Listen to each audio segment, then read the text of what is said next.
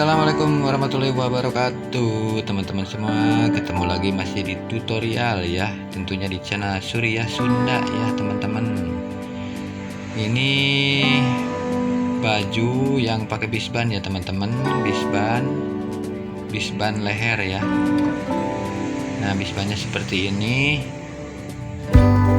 Nah, seperti ini. Ini yang sudah jadinya seperti ini ya teman-teman. Nanti kita ke proses pembuatannya ya teman. Pembuatannya sangat mudah. Ini nggak pakai mesin jahit ya, cuman pakai mesin corong aja biar cepat. Caranya sangat mudah sekali. Satu kali jahit langsung jadi ya teman-teman. Nah, ini belah depan, variasi belah depan ya. Langsung pakai bisban semua.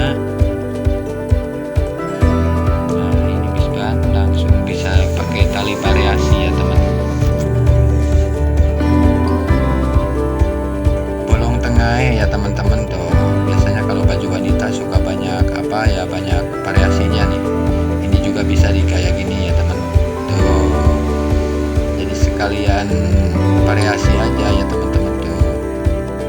Baju yang bolong tengah bagian kerung leher depan nih.